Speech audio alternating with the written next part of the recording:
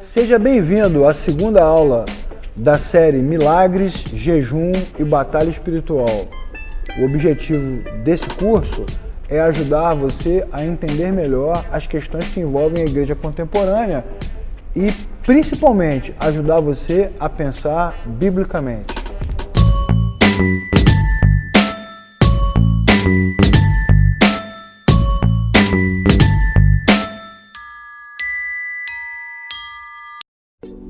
Você já percebeu que todas as vezes que as pessoas querem um milagre ou conquistar alguma coisa, como um emprego, por exemplo, ou resolver um problema, pagar uma dívida, elas pensam logo em jejum? Parece que na cabeça das pessoas, no senso comum, o jejum é uma ferramenta que abre portas no mundo sobrenatural. E na cabeça de algumas pessoas, o jejum não apenas abre portas, mas ele obriga Deus a responder às orações. Porque o Criador sente compaixão. Ele olha para as pessoas e diz assim: nossa, como os meus servos estão se esforçando.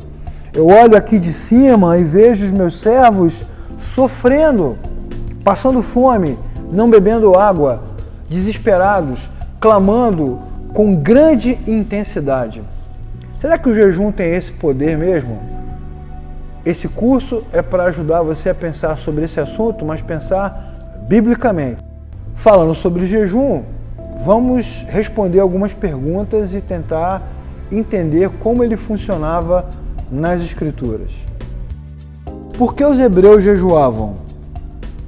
Quando nós jejuamos, a primeira coisa que nós temos que fazer é procurar na Bíblia, que é a base da nossa fé. A Bíblia é o fundamento da nossa fé.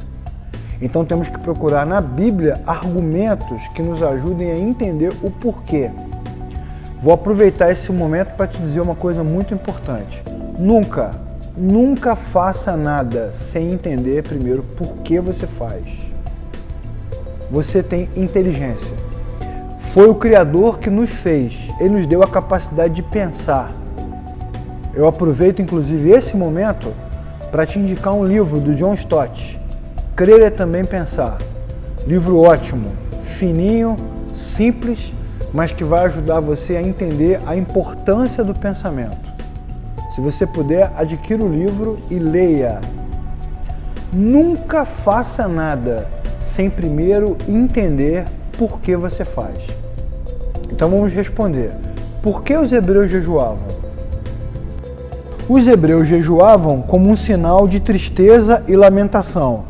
Guerras, perdas, morte, era um momento de desalento, de profunda consternação. Não há mais o que fazer, não há mais como resolver o problema, então eles jejuam. Eles também jejuavam como uma prova, uma evidência de humildade, para mostrar ao Criador de que eles eram apenas homens e dependiam completamente da graça de Deus. O jejum também acontecia como uma demonstração de arrependimento. Os hebreus jejuavam depois que se arrependiam de ter feito alguma coisa errada, que pudesse ter ofendido o Criador. Então era uma demonstração de arrependimento e o desejo de voltar atrás. Os hebreus também jejuavam quando clamavam a Deus no momento da adversidade. Esse é o ponto que eu quero destacar. Jejum na hora da adversidade. Olha que coisa bacana.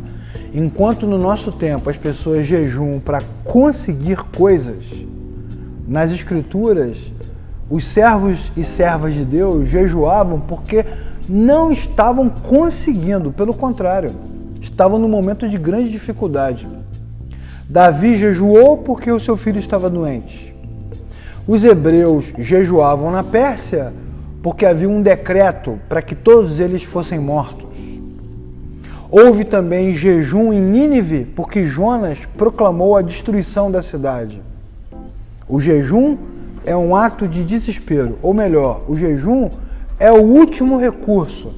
Ninguém jejua porque quer ficar rico, quer conseguir um emprego, um casamento, ou resolver alguma coisa pessoal. O jejum vem porque não há mais o que fazer E então a criatura clama ao Criador, que é o único capaz de resolver aquele dilema. É um sinal de limitação, é um sinal de humildade e é um sinal de que agora a criatura está completamente nas mãos do Criador. Você entendeu por que os hebreus jejuavam? Tá bom, agora vamos entender por que os fariseus jejuavam no Novo Testamento. Esse contraponto é importante. Por que os fariseus jejuavam? Os fariseus jejuavam porque eles tinham falsa piedade. Na verdade, era só para aparecer mesmo. Eles não queriam manifestar nenhum tipo de humildade, nem pedir socorro na hora da adversidade. Eles só queriam demonstrar que se relacionavam bem com o Criador. Mentira, tudo falso. Eles também demonstravam falsa tristeza, só para o povo achar que eles tinham um coração quebrantado, mas era mentira, eram arrogantes. Eles também jejuavam como uma forma de se justificar publicamente, para que as pessoas pudessem olhar de longe e dizer, olha só como eles jejuam, mas eles não ligavam para aquilo. Mas o principal motivo é que eles jejuavam para mostrar para todo mundo que viviam em santidade. E isso aí é muito falso, muito falso. Olha só, presta atenção nesses pontos. Falsa piedade, tristeza, justificação pública, demonstração de santidade. O que eles queriam? Eles queriam aparecer, né? Queriam ser aprovados pelas pessoas. Há uma diferença muito grande entre o jejum bíblico, o jejum feito por servos e servas de Deus em situação de dificuldade, e o jejum religioso dos fariseus. O jejum verdadeiro, o jejum bíblico, o jejum feito pelo coração quebrantado, busca o socorro, o favor, a graça de Deus. O jejum da religião busca a aprovação humana. E, sobretudo, preste atenção, hein? Preste atenção. O jejum religioso busca autoaprovação. Porque aí eu posso dizer para o Criador assim, mas eu jejuei. Caramba, eu jejuei 30 dias. Eu jejuei 60 dias. Eu jejuei 90 dias. Não dá, a pessoa já morreu em 90 dias, né? Mas ela quer dizer para o Criador que ela merece alguma coisa. Ela merece a resposta. Ela merece o milagre. Ela merece o emprego. Ela merece a cura. Ah, mas a Bíblia vai nos ensinar que o homem não merece nada de Deus, nada. Tudo que Deus nos dá vem da sua graça, é um favor imerecido. Agora eu quero citar C.S. Lewis, autor do nosso tempo, extremamente conectado com a realidade bíblica. Ele vai dizer o seguinte, que o Novo Testamento tem muito a declarar sobre renúncia, mas não da renúncia como um fim em si mesmo. Ele diz-nos que devemos negar a nós mesmos e tomar a nossa cruz para poder seguir a Cristo. Você entendeu o que o C.S. Lewis afirmou agora? Ele está dizendo que o nosso objetivo não é o jejum. O nosso objetivo é viver para Cristo, viver para Deus. Jejuamos porque confiamos nele e não como uma ferramenta para que ele atenda às nossas necessidades. O jejum não é uma arma que nós usamos para abrir portas sobrenaturais. O jejum é o momento em que o servo e serva, o discípulo, a discípula, aquela que ama o Senhor, tem o coração quebrantado e não consegue enxergar outra alternativa a não ser depender completamente da graça de Deus. O jejum aponta para a cruz, aponta para o coração humilde. O jejum não tem poder. O jejum não tem poder. Quem tem poder é Jesus. Jesus tem poder.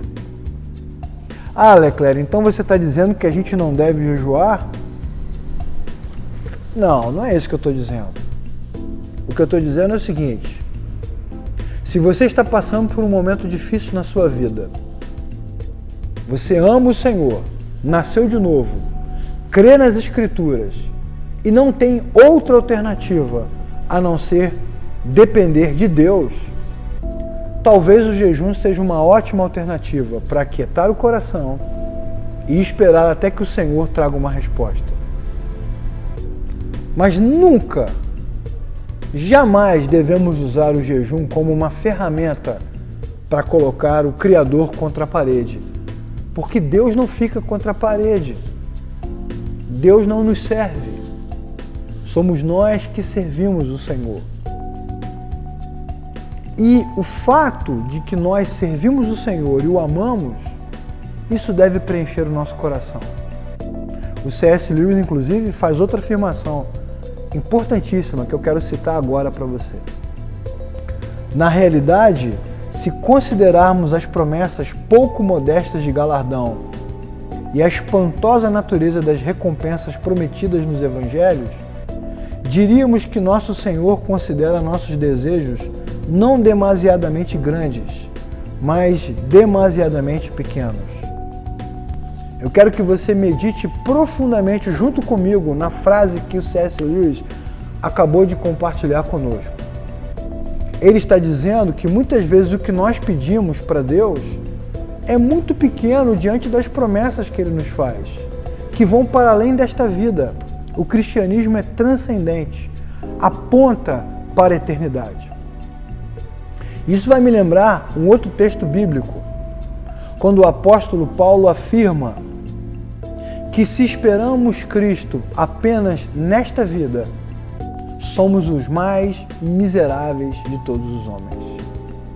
Portanto, o jejum não é para nós uma ferramenta para alcançar milagres, nem uma arma para vencer barreiras.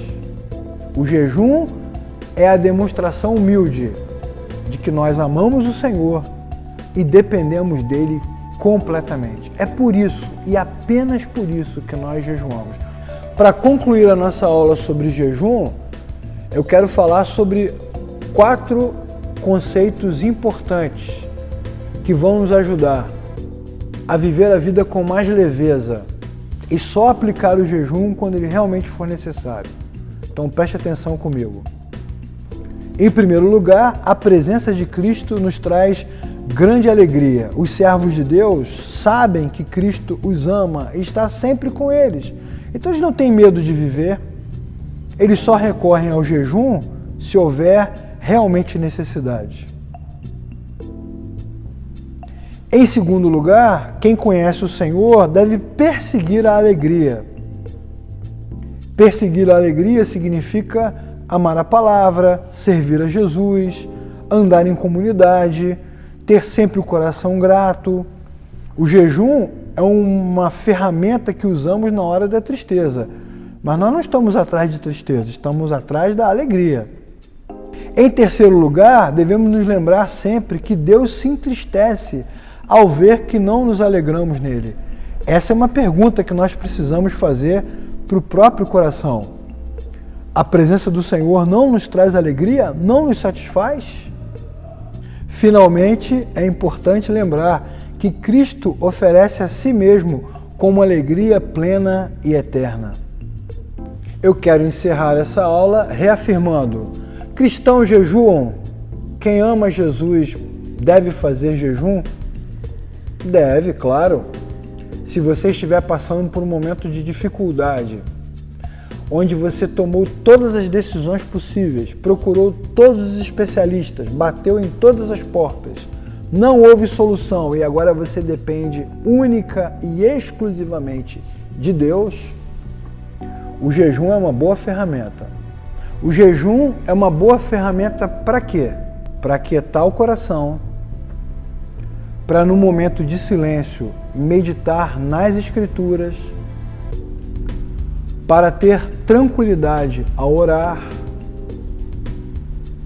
e para, principalmente, trazer a consciência, a mente humana, de que nós somos limitados e Deus não é.